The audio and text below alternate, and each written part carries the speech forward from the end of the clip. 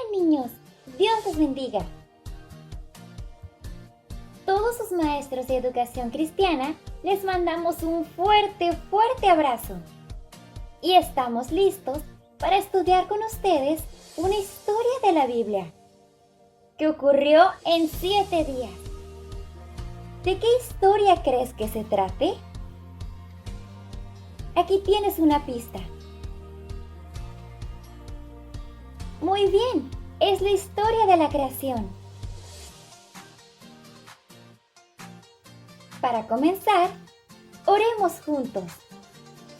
Padre y Dios, te bendecimos y te pedimos que seas tú con cada uno de estos niños, enseñándoles lo que deseas que aprendan sobre ti, que tú eres el creador del mundo, que tú eres su creador y que tienes planes para ellos. Permítenos conocerte mejor a través de esta historia y conocer más de Jesús, porque todo lo creaste por medio de Él y para Él. En el nombre de Jesús te lo pedimos. ¡Amén! Y para comenzar, este es el versículo para memorizar. Es el Dios que hizo el mundo y todo lo que hay en él. Es el dueño del cielo y de la tierra. Hechos 17:24.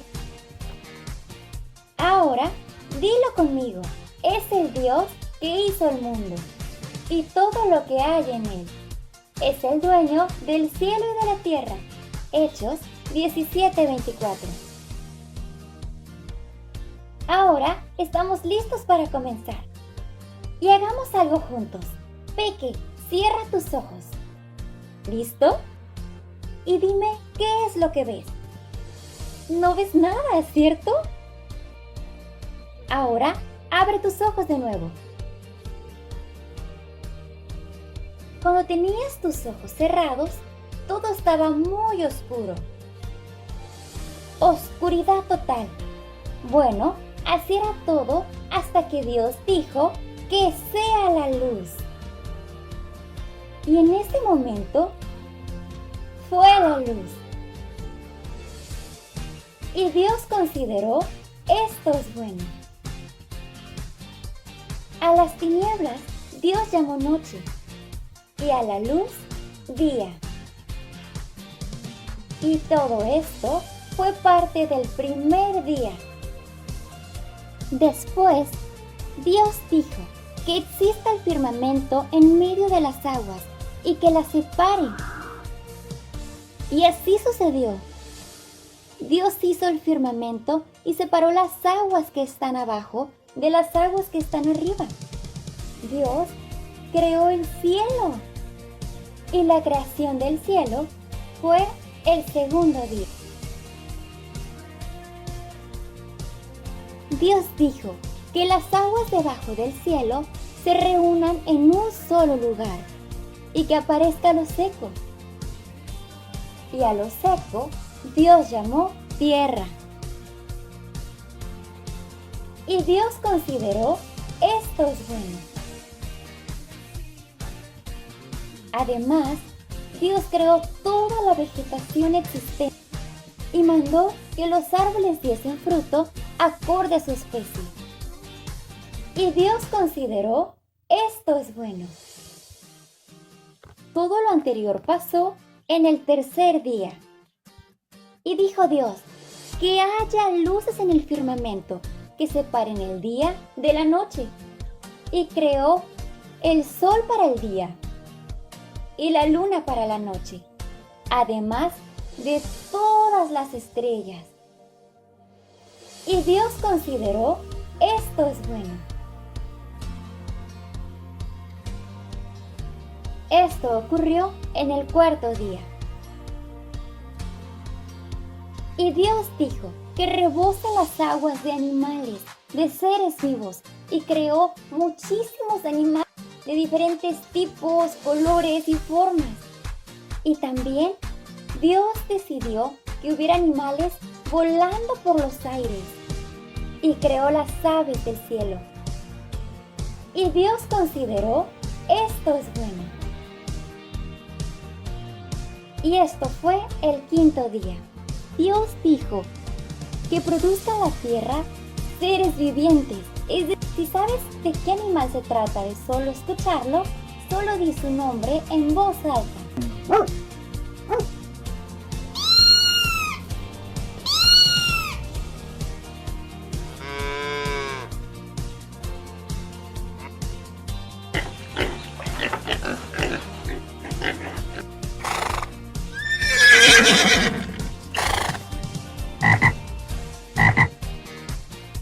Muy bien, Peque. Maravilloso es que Dios creó a los seres humanos y nos hizo a imagen suya. Hombre y mujer, Dios los creó. Y Dios dijo, esto es muy bueno. Y esto fue el sexto día.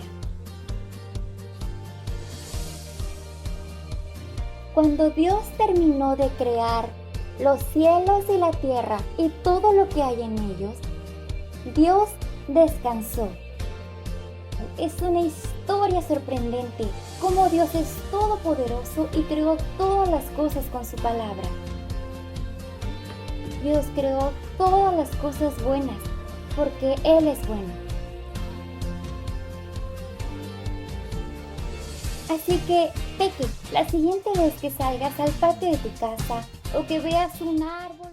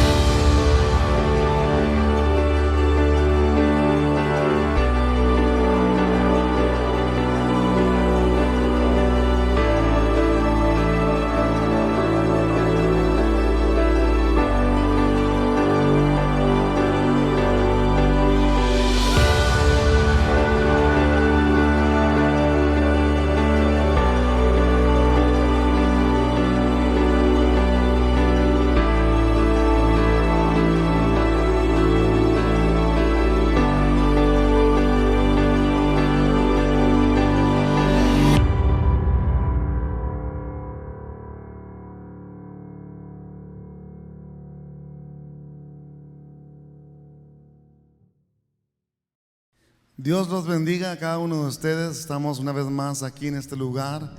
Queremos invitarlos para que canten con nosotros donde quiera que se encuentren. Vamos a honrar a nuestro Dios.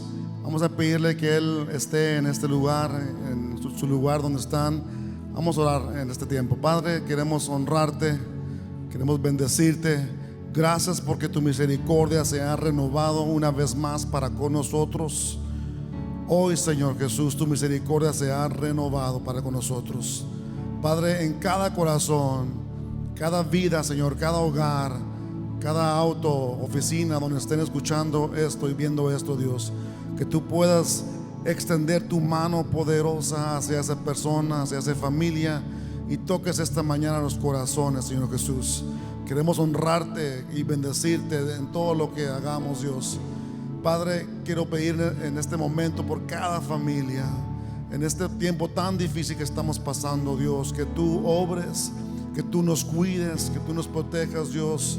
Estamos en tus manos, Señor Jesús. Espíritu Santo, protege el corazón, Señor. Protege la mente, Señor, de tus hijos. Padre, no queremos, Padre, caer en las manos del enemigo. Queremos estar siempre agarrados de tu mano.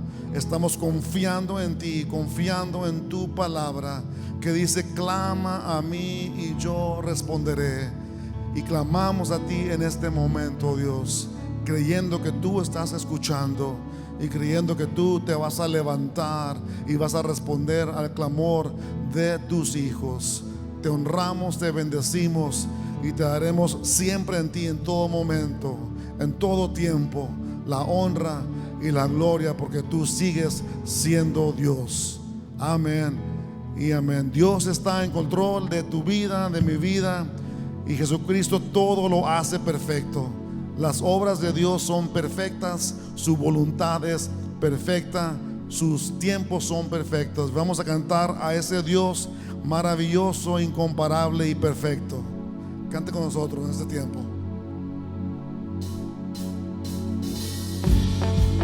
Gracias, Dios. Te adoramos, Rey. Dios está contigo, mi hermano, mi amigo. Cuando estoy en la tormenta, mi corazón no temerá.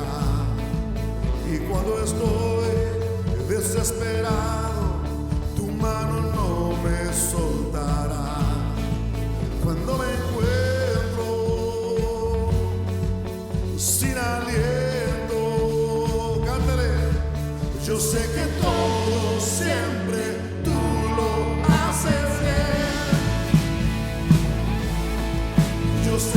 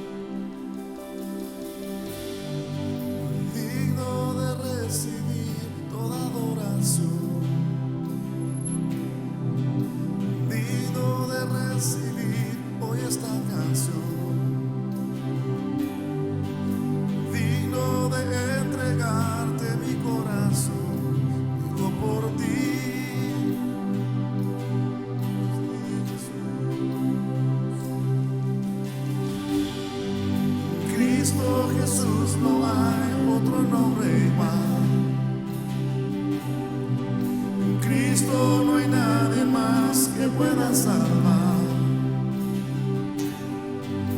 digno de entregarte mi corazón.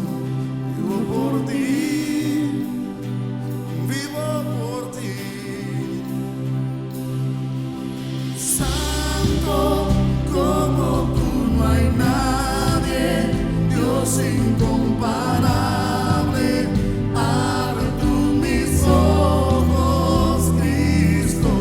Quiero conocerte más y ser lleno de ti hoy y llenar tu amor al mundo.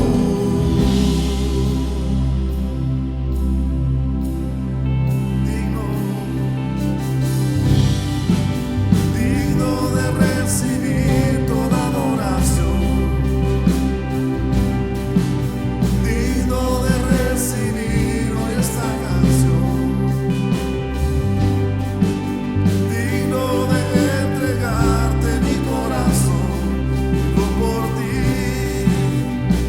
es digno, Jesús.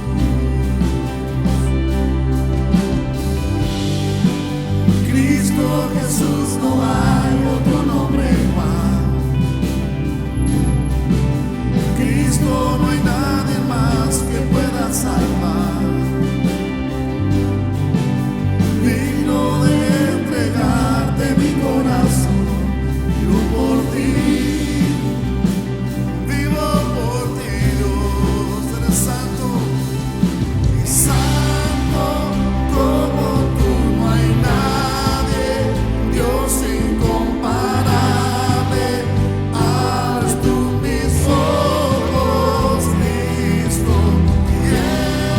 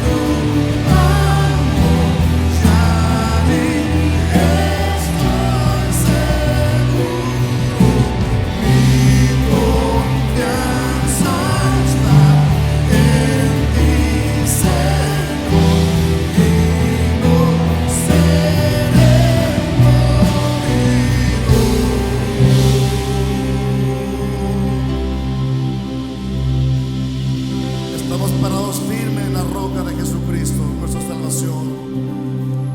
Gracias, Dios. Gracias, Señor. Te adoramos, Rey. Dios los bendiga, iglesia. Siempre es un gusto muy, muy grande el poder llegar a sus hogares y a su vida por medio de la palabra. La palabra que Dios ha puesto en el corazón para este momento de nuestra vida.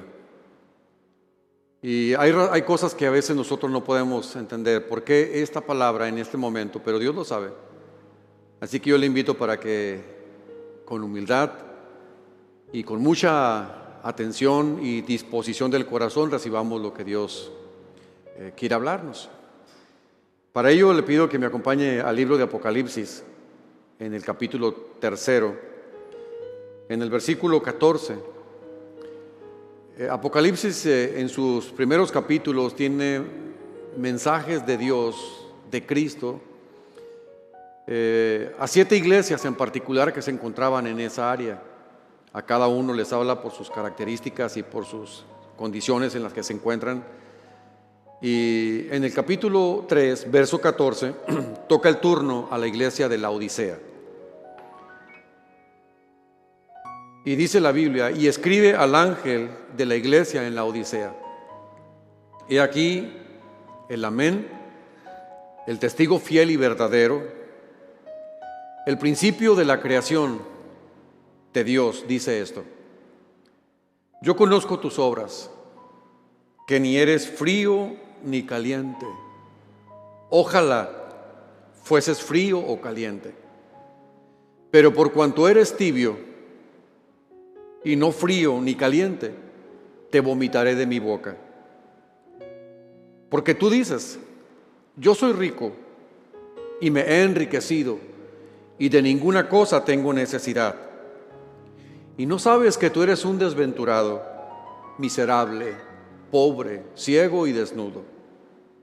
Por tanto, yo te aconsejo que de mí compres oro refinado en fuego para que seas rico, y vestiduras blancas para vestirte, y que no se descubra la vergüenza de tu desnudez, y unge tus ojos con colirio para que veas. Yo reprendo y castigo a todos los que amo. Sé pues celoso y arrepiéntete. He aquí, yo estoy a la puerta y llamo. Si alguno oye mi voz y abre la puerta, entraré a él y cenaré con él y él conmigo. Al que venciere le daré que se siente conmigo en mi trono, así como yo he vencido y me he sentado con mi Padre en su trono. El que tiene oído, oiga lo que el Espíritu dice a las iglesias. Laodicea era la ciudad más rica de esa región. Allí está un grupo de creyentes, allí está la iglesia de Jesús también. Y a ellos Cristo se presenta como el Amén, el testigo fiel y verdadero.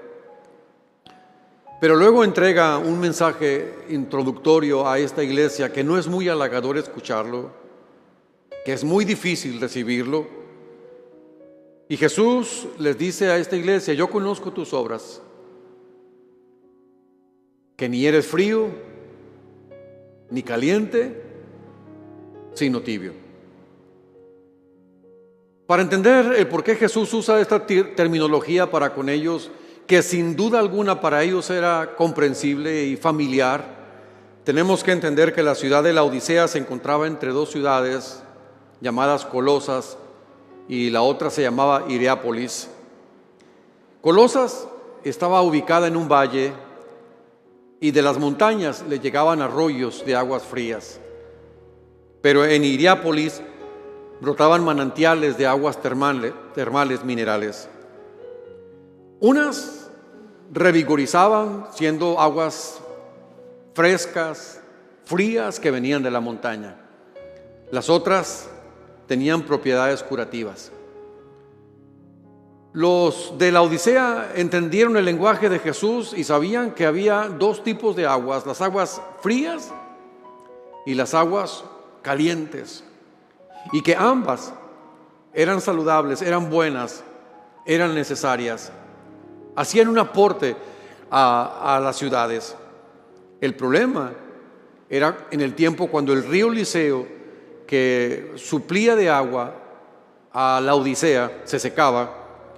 Entonces la comunidad utilizaba un acueducto muy largo y traían, aunque fuera, las aguas termales, las aguas calientes de la otra ciudad, pero para cuando el agua llegaba a la ciudad ya no era un agua caliente, sino tibia, y que por provenir de fuentes de aguas termales tenían un olor azufroso característico de las aguas termales.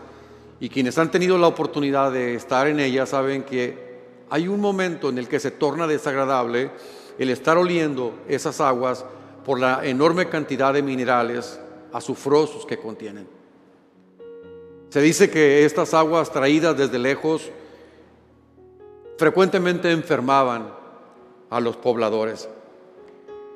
La imagen que Cristo utiliza de lo frío, de lo caliente, de lo tibio, simplemente está revelando que la iglesia, su iglesia, allí en la ciudad de la Odisea, no estaba funcionando. Eran cristianos, pero eran cristianos que no influían en su sociedad, eran tan tibios como las aguas de la ciudad. Esto explica la declaración de Cristo cuando les dijo: ojalá fueras frío o caliente. Jesús está diciendo: ojalá que fueras como el agua fría de ese río que provoca frescura, que sacia la sed, que refresca, que limpia. Ojalá fueras como las aguas termales con sus propiedades curativas y sanadoras para los cuerpos enfermos. Ojalá fueras una de las dos. Porque si la iglesia no transforma su sociedad ni influye en su cultura, entonces ¿para qué sirve? Jesús, cuando habló de esto, dijo: vosotros sois la sal de la tierra, pero si la sal se desvaneciere, ¿con qué será salada? No sirve más para nada, sino para ser echada fuera y hollada por los hombres. Jesús se refiere a la iglesia de la Odisea como una iglesia tibia. Y la tibieza de esta ciudad, o de estos cristianos, fue conformarse a las normas, a las formas y al estilo de vida de los paganos que había en esa ciudad. Se dice que la iglesia en la Odisea no padecía persecución, tampoco eran marginados, y como ellos viven un cristianismo que no resultaba incómodo para los paganos, entonces quizás estaban bien instalados entre ellos y gozaban de la aceptación de la comunidad, porque su cristianismo no redarguía el pecado de la comunidad. Es decir, ellos viven lo que hoy nosotros conocemos como un cristianismo light, rebajado, diluido.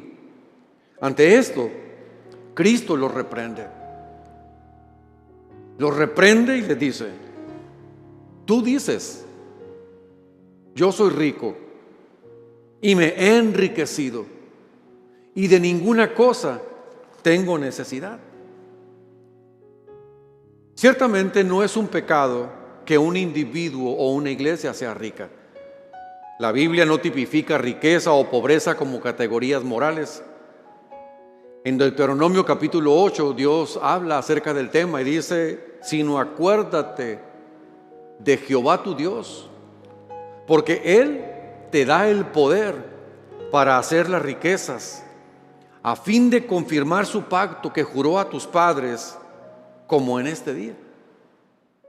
La Biblia establece que es Dios el que faculta, el que capacita, el que te da el poder para hacer riquezas, pero dice: pero acuérdate de Jehová tu Dios. Quiere decir que no es un pecado que un individuo o una iglesia sean ricos, siempre y cuando no cometamos el pecado de no usar nuestros recursos, sean muchos o pocos, para difundir el reino de Dios sobre la tierra. Realmente es una iglesia que está en problemas. Han recibido una amonestación muy severa de parte de Jesús. No eres frío ni caliente, sino tibio. Y con todo ello, la buena noticia es que esta iglesia no ha sido desechada por el Señor. Porque Dios en su palabra continúa diciendo, por tanto, por esta terrible condición en la que te encuentras, casi está diciendo, se hace necesario a causa de tu condición. Yo te aconsejo, dice Dios, que de mí compres oro refinado en fuego para que seas rico, y vestiduras blancas para vestirte, y que no se descubra la vergüenza de tu desnudez, y unge tus ojos con colirio para que veas. Ciertamente las palabras iniciales de Jesús revelan su indignación, su enojo. La actitud de los cristianos en la iglesia de la Odisea ha ofendido a Dios, ha enojado a Dios, pero lo más maravilloso de todo esto es saber que el amor de Cristo por su iglesia es la fuente de su enojo. No es un enojo arrebatado, no es un enojo sin fundamentos o sin motivos. Es el amor que Cristo tiene por la iglesia en la Odisea el motivo de su enojo. Y les dice, yo reprendo y castigo a todos los que amo. Es porque te amo que te estoy diciendo las cosas. Es porque te amo que quiero que salgas de esa situación. Es porque te amo que quiero que despiertes de ese letargo en el que te has sumido, de esa tibieza en la que te encuentras. Y entonces le aconseja a su iglesia, sé pues celoso y arrepiéntete. Todo cristiano necesitará ser reprendido y corregido alguna vez. A todos los cristianos en algún momento de nuestra vida, por no decir que en muchos, se necesitará que nos reprenda y nos corrija Dios alguna vez. La pregunta es, cuando eso ocurra, ¿nos arrepentiremos aceptando la amonestación y cambiando? Es decir, entendiendo que esa amonestación tiene como fuente el amor de Dios para mi vida. ¿Le importo tanto a Dios que me amonesta, me corrige, me reprende? Y Dios le está diciendo aquí que la iglesia de la Odisea todavía podía ser restaurada si renovaba su obediencia y su fidelidad a la palabra de Dios. Y dice, he aquí, yo estoy a la puerta y llamo. Si alguno oye mi voz y abre la puerta, entraré a él y cenaré con él y él conmigo. Este pasaje es uno de los pasajes que más mal hemos dirigido.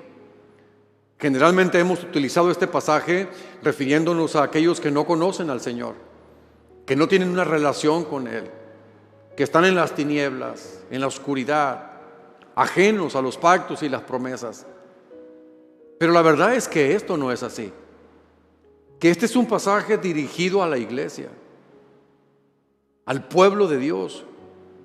Y sorprende entonces que ese pueblo que se supone ya tiene comunión, ya tiene intimidad, ya está en Cristo, reciba una invitación de esta naturaleza.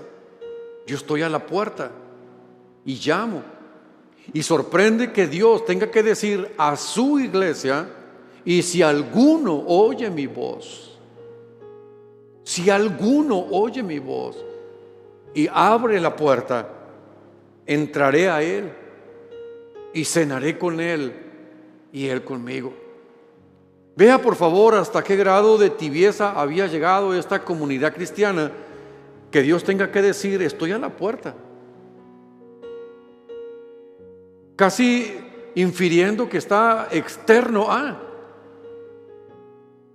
y hace un llamado. Y dice Dios, y si alguno oye y abre la puerta, saldrá de esa situación de tibieza en la que se encuentra, porque entraremos en comunión, yo con Él, Él conmigo. Cuando Dios da este mensaje, no está hablando a los hombres en general, sino que dirige su mensaje a su iglesia. Cristo está ofreciéndole a la iglesia de la Odisea, como lo hace también con cada uno de nosotros, a volver a tener comunión con Él. En la parte final de este pasaje que leímos hay una promesa para el que venciere. Para esos que estaban tibios o están tibios, para esos que han sido descuidados en su relación y en su comunión, para esos que no están cumpliendo ninguna función ni influyendo en la sociedad. Y Dios a ellos les dice: pero si alguno de ustedes oye mi voz y abre la puerta y vence, al que venciere, le daré que se siente conmigo en mi trono, así como yo he vencido y me he sentado con mi Padre en su trono. La indecisión, hermanos, amigos, nos lleva a buscar, los intermedios. Esa palabra inventada por nosotros, los intermedios. Porque la Biblia revela que para Dios los estados intermedios no existen. Para Dios no existen los intermedios, las mitades, las decisiones a medias, el 50%, la zona gris, sino que simplemente Jesús nos animó a perseverar para ser salvos y dijo: mas el que persevere hasta el fin, este será salvo. Y este ha sido el tenor de Dios a través de la Biblia. En Deuteronomio capítulo 30 dijo Dios: a los cielos y a la tierra llamo por testigos hoy contra vosotros, que os he puesto delante la vida y la muerte, la bendición y la maldición. Escoge pues la vida para que vivas tú y tu descendencia. ¿Puede notar lo radical de la postura de Dios? Te pongo la vida y la muerte, no hay intermedios. Pongo delante de ti la bendición y la maldición, no hay intermedios. Ahora dice: escoge. Y en ese escoger nos aconseja qué escoger. Y dice: escoge pues la vida para que vivas tú y para que viva tu descendencia. Jesús exhortó a no mirar atrás una vez que se había puesto la mano en el arado. Jesús fue claro, directo y rotundo en eliminar los estados intermedios que falsamente nosotros hemos creado para sentirnos seguros en nuestro pecado. ¿Alguna vez ha tenido la oportunidad de platicar con alguien y le ha dicho, o quizás usted mismo ha dicho estas palabras: ¿cómo estás? Y escucharle decir: no muy bien, me siento frío, sé que no estoy orando, sé que no me estoy congregando, estoy pasando por un tiempo de tibieza. Jesús dice que eso no existe. Jesús dice que somos fríos o calientes, pero que no hay una posición intermedia. Esa condición nosotros la hemos inventado para sentirnos menos incómodos en nuestros pecados. Por ejemplo, Jesús dijo que el adulterio no sería solo tener relaciones sexuales con una mujer ajena, sino que los pensamientos, el deseo antes de consumarlo ya era considerado como un adulterio. Y nosotros nos sentiremos tranquilos en ese intermedio de decir: no lo consumé. Y Jesús dijo: es adulterio, porque no hay condiciones intermedias, no hay estados grises. Diríamos algunos de nosotros que el asesinato pues solamente cuando le arrebatas la vida a alguien, pero el asesinato según Dios no sería considerado por Dios como la acción de quitarle la vida a alguien solamente, sino que el odio, el rencor, el deseo de venganza, los malos pensamientos hacia alguien, aún antes de consumarlo, ya contaban como tal. Jesús habló claramente a la iglesia de la Odisea sobre los falsos estados intermedios, sobre el peligro de ser tibio y no frío o calientes. Para los tibios, para los que comienzan pero se quedan a medias y no luchan hasta el final, no hay árbol de la vida, no hay victoria sobre la segunda muerte, no hay maná ni piedras con su nombre, no hay autoridad sobre las naciones, no hay vestiduras blancas ni permanencias en el libro de la vida, no hay lugar donde sentarse con Jesús, no hay corona.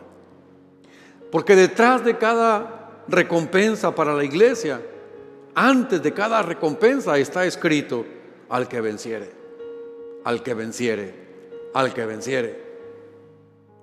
Para Juan el apóstol, que estaba impregnado de la naturaleza, de la persona de Jesús y lleno del Espíritu Santo, él pensaba de una forma tan radical como Jesús, y para él eran las cosas claras, y dijo: el que tiene al Hijo tiene la vida.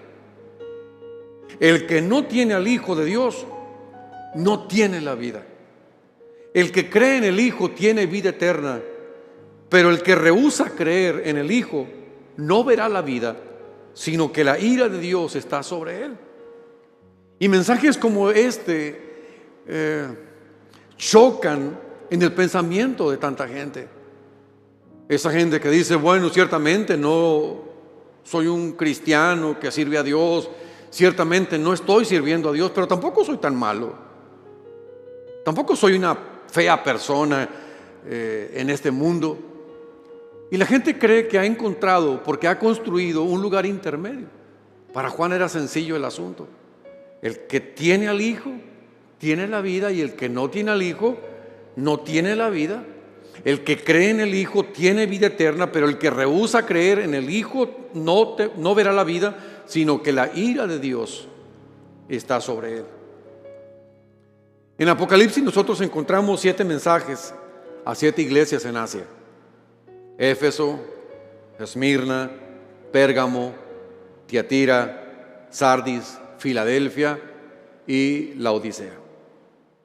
Cada mensaje que Cristo le da a cada una de estas iglesias tenía relación con lo que la iglesia estaba viviendo en ese momento. Y entonces cada iglesia recibe un mensaje de ánimo, de exhortación o de corrección del Señor según lo que estaba ocurriendo a su alrededor y por su condición como iglesia. De esto yo quiero que aprendamos algunas cosas que a mí en lo particular me resultaron de mucha bendición pensarlas. En primer lugar, que Dios tiene una iglesia universal que se constituye por todos los cristianos nacidos de nuevo en todo el mundo. Pero cada iglesia en particular necesita una palabra distinta, adecuada a sus necesidades. Dios tiene un mensaje para la iglesia, para su iglesia universal en el mundo, todos los cristianos de todo el mundo. Pero Dios tiene un mensaje para Aposento Alto, la que está en San Luis Río Colorado, con sus características muy particulares, con su entorno muy diferente, con circunstancias muy propias de nuestra comunidad. La segunda cosa que aprendemos de esto es que las circunstancias, el ambiente, la prosperidad o la pobreza, la libertad o la opresión en la que viven los cristianos de esa ciudad afecta directamente a la iglesia y puede llevar al cristiano a dejarse arrastrar por la corriente de lo que ocurre en esa ciudad. Por ejemplo, no en todos los lugares del mundo están permitidos los casinos. En nuestra ciudad existen. Es la característica de nuestra comunidad. No en todos los lugares es tan fácil reclutar jovencitos para involucrarse en el narcotráfico. En nuestra ciudad, esa es la tendencia. Dios conoce lo que pasa en su iglesia en el mundo, pero Dios conoce lo que pasa en su iglesia en particular, en esta comunidad en la que nosotros nos encontramos. Y entonces eso provoca que Dios envíe mensajes para dicha iglesia, animándola, exhortándola, corrigiéndola o alabándola según su situación espiritual. Hay tres cosas que nos conviene saber de la iglesia de Laodicea para que podamos comprender las palabras de Cristo cuando se dirige a ella. En primer lugar, Laodicea era un centro bancario muy procurado porque allí se efectuaban los cambios de monedas de los viajeros que de sus países traían sus propias monedas y luego convergían en Laodicea para el cambio de monedas. La segunda cosa interesante es que en Laodicea eran fabricantes de ropa y de alfombras, particularmente de lana negra de las ovejas que se criaban allí localmente. Pero también Laodicea contaba con una escuela de medicina y tenían productos medicinales, pero había uno en particular que era un tratamiento ocular hecho con el polvo de una roca de la zona. Tres cosas: un centro bancario, fabricantes de ropa y productores de un medicamento para los ojos. Cuando Cristo se dirige a esta iglesia, utiliza estas tres cosas y a ellos les resulta familiar lo que Él está hablándoles y diciéndoles. Ellos entienden el asunto de la riqueza. Ellos entienden el por qué les dice, tienes que vestirte.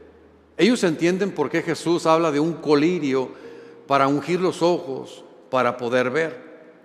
Cuando hace Jesús el llamado al arrepentimiento a esta iglesia, Cristo combina estos tres aspectos de la ciudad. Le dice, yo conozco tus obras, yo sé todo lo que haces. Jesús se presenta a esta iglesia como el amén, el testigo fiel y verdadero. Él conoce todas las cosas y sabe perfectamente cómo están marchando las cosas en la iglesia. Una iglesia indiferente a su llamado. Una iglesia que no está representando dignamente a Jesús en Laodicea. Una iglesia que es bien aceptada porque su cristianismo no es incómodo. Una iglesia que se ha tomado tanto la forma de la ciudad que realmente no se distinguen, se han mimetizado con su comunidad. Y entonces, lo interesante es que a pesar de que Jesús sabe todas sus obras, lo único que lo señala es, no eres frío ni caliente. Mire, hermanos, amigos, pudo haberle sacado los trapitos al sol y pudo haber mencionado y especificado todas las cosas en las que ellos estaban fallando, pero Jesús englobó todo en una sola declaración y dijo, pero lo que más me puede es que no eres frío ni caliente. Es como si dijera, todo lo demás resta importancia con esto, que no eres frío ni caliente, una de las dos cosas que debería ser. Y luego termina el versículo 15 diciendo, ojalá fueras frío o caliente.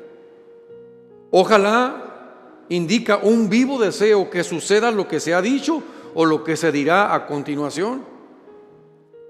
Ojalá fueras caliente, le dice Dios a la iglesia de Colosas.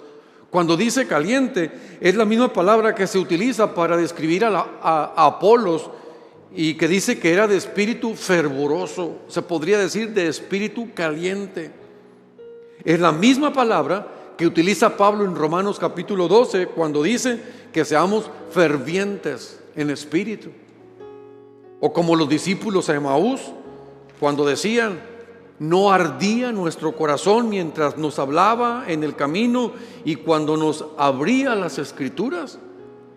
Jesús dice a la iglesia de Laodicea, ojalá fueras caliente como lo era Juan el Bautista cuando se dice, él era una antorcha que ardía y alumbraba. Alguien encendido, apasionado, ferviente. Como cuando Jesús vio la profanación del templo y dice la palabra que el celo por su casa le consumía. Hay otra traducción que dice le hacía hervir por dentro.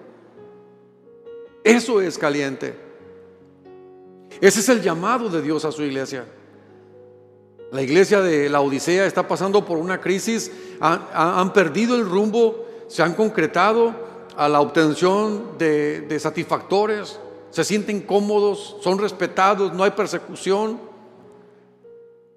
Se volvieron tibios. Tibio es que se comporta con indiferencia y muestra poco fervor o afecto. Y de esto, hermanos, la Biblia habla muchas veces, como cuando Israel estaba en el monte en el monte Carmelo con Elías.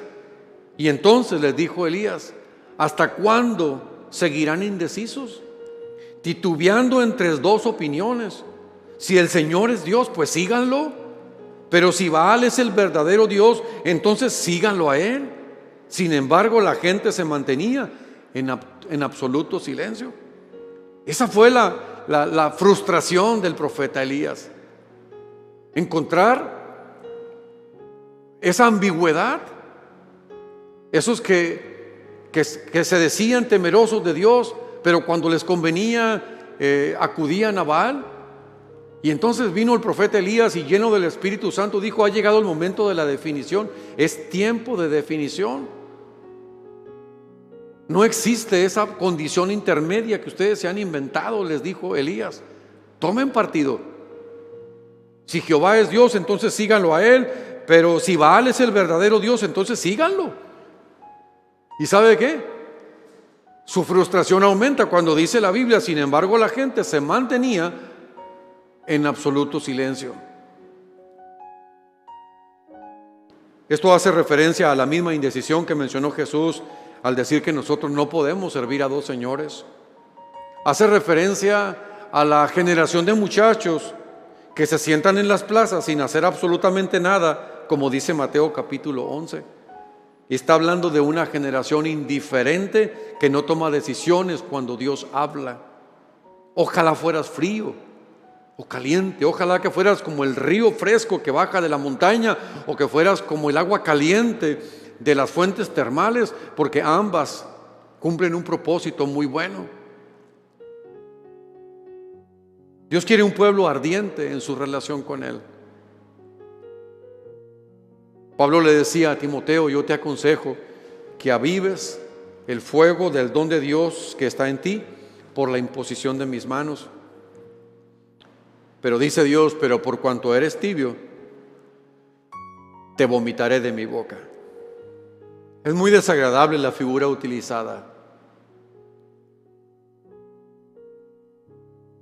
Nos hubiera gustado a nosotros en particular que se usara algún eufemismo o alguna declaración más retórica que esta. Pero Jesús sabe lo que está diciendo. No eres frío ni caliente. Y esa tibieza me provoca náuseas. Y por cuanto no eres frío ni caliente, sino tibio, te vomitaré de mi boca. El vómito es una expulsión violenta y espasmódica del contenido del estómago a través de la boca.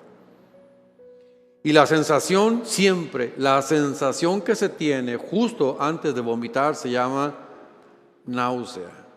No sé cuál sea su experiencia en este asunto, pero a mí en particular siempre siento que casi me muero cuando tengo esta experiencia. Me resulta muy difícil, físicamente hablando. Cuando tengo esa experiencia, quedo sin fuerzas, como que la presión se me baja, y para mí esta experiencia es muy desagradable, muy incómoda en particular. La sensación previa al vómito se llama náusea. ¿Qué le causó náuseas al Señor? ¿Qué le causa náuseas a Cristo para decirle a su iglesia en la Odisea: te voy a vomitar de mi boca? Es nuestra indiferencia hacia Dios. Es nuestra indiferencia hacia el pecado. Es nuestra tibieza, nuestra indecisión entre Él y el mundo la que produce tal náusea que le hace vomitarnos. Dice Dios en su palabra: porque tú dices yo soy rico y me he enriquecido, y de ninguna cosa tengo necesidad. Y no sabes que tú eres un desventurado, miserable, pobre, ciego y desnudo. Tú dices que en tu ciudad hay mucha riqueza porque es un centro bancario. Tú dices que en tu ciudad hay mucha ropa porque es una industria textil. Tú dices que en tu ciudad hay elementos medicinales porque son productores de ese colirio que cura los ojos. Y entonces Dios le dice, pero lo que no sabes es que eres un desventurado, miserable, pobre, ciego y desnudo. Tú dices que eres esto, pero no sabes que la realidad es esta otra. Este pasaje y esta declaración de Cristo nos habla de dos visiones: cómo me veo yo y cómo me ve Dios. Y esto es muy, muy importante porque nos conduciremos por lo que creemos que somos. Y los de la iglesia de la Odisea se creían ricos y que no tenían necesidad de nada, que estaban en la mejor de las condiciones, pero habían descuidado las cosas más importantes, como lo es la relación con Dios, la comunión con el Espíritu, el cumplir el propósito de Dios, que para eso los puso allí en la Odisea. Y este es un cuadro de autosuficiencia y falta de dependencia de Dios. Y todavía el amante Jesús le dice a esta iglesia: por tanto yo te aconsejo que de mí compres oro refinado en fuego, para que seas verdaderamente rico, y vestiduras blancas para vestirte, y que no se descubra la vergüenza de tu desnudez, y unge tus ojos con colirio para que veas. Y todas estas cosas, hermanos, amigos, para los laodicenses eran cosas familiares y estaban entendiendo las figuras usadas por Jesús, aplicándolas a su vida espiritual. Yo te aconsejo, dijo Jesús. Consejo es una opinión o parecer para llevar a cabo una acción. Es la opinión de Dios. Escúchelo. El consejo es la opinión de Dios sobre cómo nos puede ir mejor. Es el consejo que el amén, el testigo fiel y verdadero, nos entrega. Un consejo se puede tomar o rechazar, pero ¿quién en su sano juicio se atreve a rechazar el consejo de Dios? El Salmo 107, en su versículo 10 y 11 dice: algunos moraban en tinieblas y sombra de muerte, aprisionados en aflicción y en hierros, por cuanto fueron rebeldes a las palabras de Jehová y aborrecieron el consejo del Altísimo. Proverbios capítulo 4, versículo 13 dice: retén el consejo, no lo dejes, guárdalo, porque eso es tu vida. Proverbios capítulo 5, versículo 12 y 13 dice: ¿cómo aborrecí el consejo? Y mi corazón menospreció la reprensión. No oí la voz de los que me instruían, y a los que me enseñaban no incliné mi oído. El Señor nos dice, hermanos queridos, en esta palabra: yo te aconsejo. Y si sigues mi consejo, serás rico y no se descubrirá tu vergüenza. En ocasiones nosotros seremos corregidos por Dios en lo íntimo. Muchos hemos experimentado el trato privado de Dios, pero cuando nosotros aborrecemos el consejo, entonces al final será exhibida y descubierta nuestra vergüenza. Pero Dios dice, en ese llamado, en lo íntimo, podemos arreglar las cosas en esta condición, en este círculo, en este nivel. Yo te aconsejo, en el nombre del Señor, que no seamos cristianos tibios en esta ciudad, en donde Dios nos ha puesto. Que no nos resignemos a mimetizarnos con los ambientes y convertirnos como la iglesia o la Odisea, que ni fría ni caliente, sino que simplemente tenía un olor azufroso por su estancamiento, por su tibieza, por esa condición que ellos se habían inventado. Yo le aconsejo que unja con colirio sus ojos para que pueda ver, para que lo primero que podamos ver sea nuestra propia condición y nos demos cuenta por nosotros mismos que separados de Él nada podemos hacer. Termina diciendo el pasaje que leímos: yo reprendo y castigo a todos los que amo. Sé pues celoso y arrepiéntete. He aquí, yo estoy a la puerta y llamo.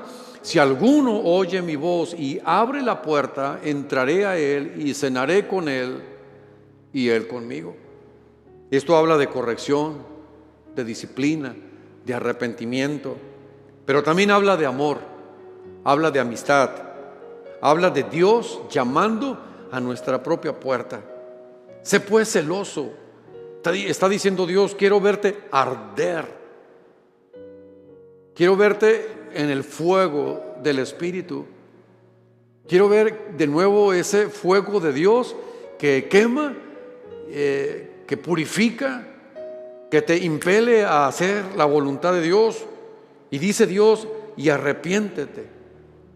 Quiere decir que el arrepentimiento es el primer paso para salir de la tibieza. El segundo paso es abrir la puerta a Jesús y dejarle entrar. Y el resultado de decidirse a dejar la tibieza y pasar al fuego de la presencia de Dios es victoria, seguridad, autoridad, identidad con Cristo y, por supuesto, salvación. El versículo 21 dice: todos los que salgan vencedores se sentarán conmigo en mi trono, tal como yo salí vencedor y me senté con mi Padre en su trono. Todo el que tenga oídos para oír debe escuchar al Espíritu y entender lo que Él dice a las iglesias. He estado escuchando a pastores amigos míos y me doy cuenta que muchos de ellos experimentan una misma preocupación. La preocupación de muchos pastores es si al final de esta pandemia y cuando la semaforización lo permita, podamos regresar a los templos. Muchos de ellos se preguntan si todos sus congregantes, sus miembros, volverán a los templos. Se preguntan muchos de ellos con preocupación: ¿habrá algunos que ya no volverán? ¿Habrá algunos que estos tiempos de espera, de aislamiento, de distanciamiento de la congregación local, pueda repercutir tanto en su fe y en su vida que ya no volverán? Y entonces Dios trajo esta palabra a mi vida. Y yo estoy consciente que algunos ya no volverán, porque algunos serán vomitados a causa de la tibieza espiritual.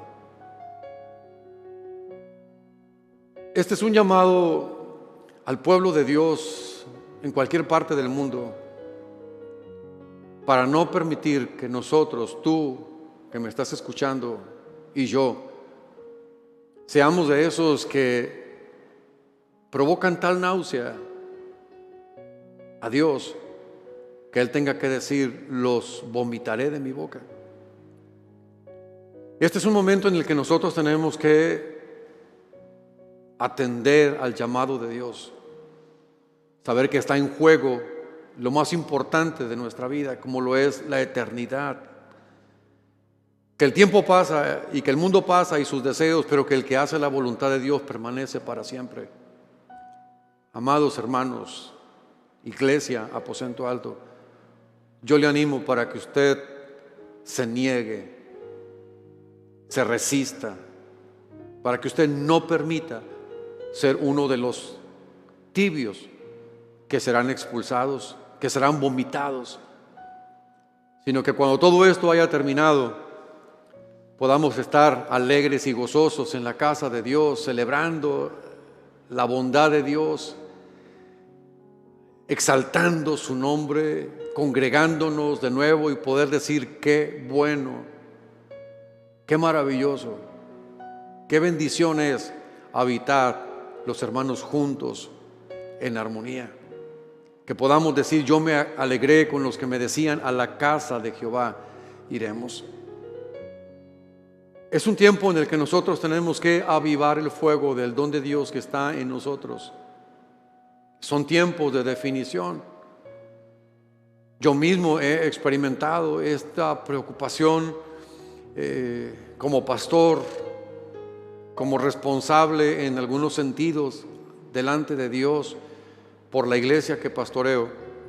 Y yo quiero decirle, hermanos, es responsabilidad de cada uno de nosotros. Jesús le dijo a la iglesia de Laodicea, por tanto arrepiéntete, sé pues celoso, arrepiéntete y cumple la función que tienes ahí donde yo te he puesto. Señor, en esta ocasión estamos delante de ti y te damos las gracias por tu bendita palabra, Señor. Seguramente, Señor, a la iglesia de Laodicea no le resultó satisfactorio ni cómodo escuchar lo que tú hablaste a su vida. Como muchas veces nos pasa a nosotros también lo mismo, Señor. Nosotros oramos en esta ocasión por la ministración sabia y perfecta de tu Santo Espíritu en cada uno de nosotros. Yo oro por la fe, Señor, de tus hijos. Oro por la fe de la iglesia, que su fe nunca falte. Oro, Señor, que tengamos muy claro y seamos muy intencionales en no ser de aquellos que serán vomitados a causa de su tibieza,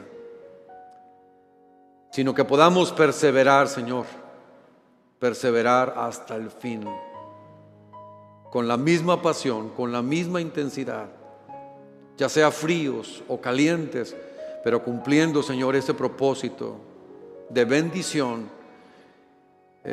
para el cual tú nos has llamado. Si nos has llamado a ser, Señor, aguas frescas de un arroyo, o si nos has llamado a ser aguas termales que son curativas, Señor, nosotros queremos cumplir ese propósito.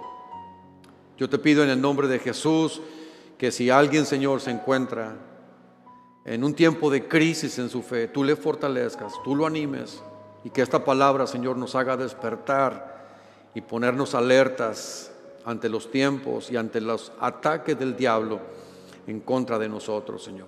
Tu palabra dice que mientras nosotros nos mantengamos siendo fieles, ningún arma forjada podrá prosperar contra nosotros.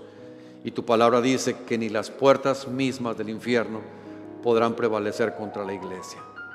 Bendice a tu iglesia, yo los bendigo y los pongo en tus manos, en el nombre de Jesús.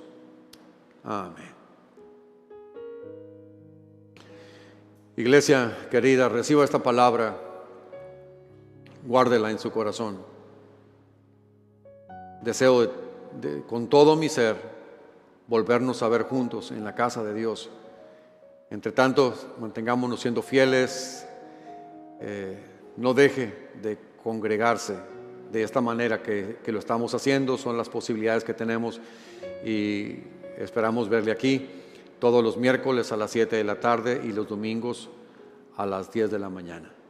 Que Dios los bendiga.